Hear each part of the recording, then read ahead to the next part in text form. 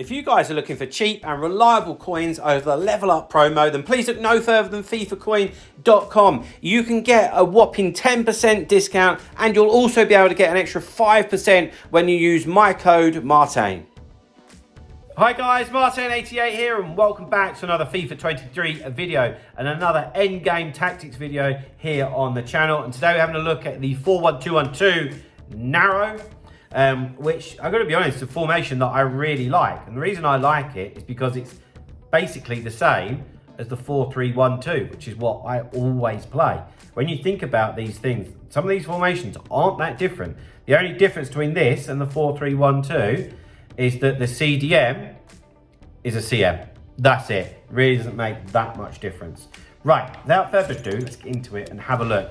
Now, these are set up to have fun. These really are, to take the game to your opponent, which that's what you should be using these set of tactics for, and this formation. And it's July, by the way. So defensive style, balance, defensive width 35, stay nice, compact, nice and narrow. It's a very narrow formation as well, so that will be helpful.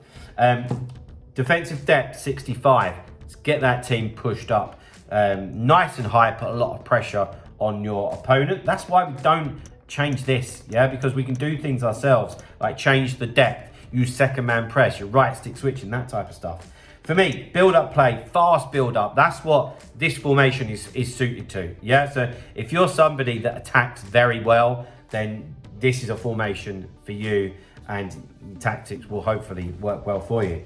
Chance creation, direct passing, defensive width 50. These are all pretty standard things. Players in the box 7, corners and free kicks both on 2. I say this a lot though, guys. For me, it's the instructions that always make a formation. So let's have a look at that. But before we do, guys, as I always say, I am still offering the online coaching for this FIFA, which a lot of you have been in touch, which I'm really, really thankful for. But if you're still looking to improve, then please get in touch with me. My email address is martinfifa88@gmail.com. So let's get into the player instructions. So Diaz and Smalling, stay back while attacking, of course, but out onto the fullbacks. This is what makes it hyper aggressive and attacking.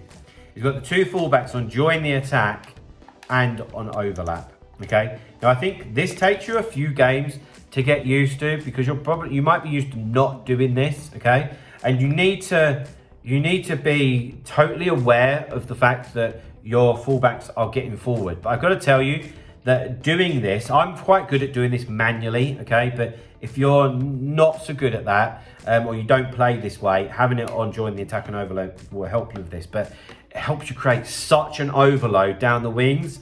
And I know this is a bit boring, but then to be able to just get to the byline for easy cutbacks, it will work very, very well.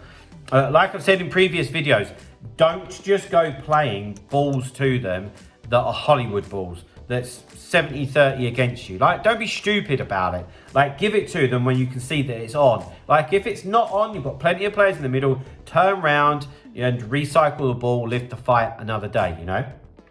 All right, into the midfield. So at CDM, I've got Declan Rice. He's not everybody's cup of tea, but I really like him in real life, and actually very good defensively. Very good defensively. And you can see, we've got him to stay back while attacking, obviously. We're going to protect that back line. Cut passing lanes, cover centre. Stay exactly where you are, my friend. And he is going to be the pivot, the protection, the guy that stays at home and we can rely on. Right, into the left centre mid and the right centre mid, which is Beckham. And for me here, Gift Links, which you might think is a bit strange, but I always like to have one of these really attacking, to be honest. And to be able to look after the ball. Nice and agile, and Links fits that perfectly. Plus, the way that this plays, the runs that they'll end up making, I actually quite like having the left footer and the right footer. So, balanced attack, as you can see, which we're asking them to do a bit of everything. We're also asking them to cover the wing. Of course, because we're getting the fullbacks to push on, and if they get caught up there, they will go over to the wings to cover that, which will help you out a little bit, okay, with that bit of cover.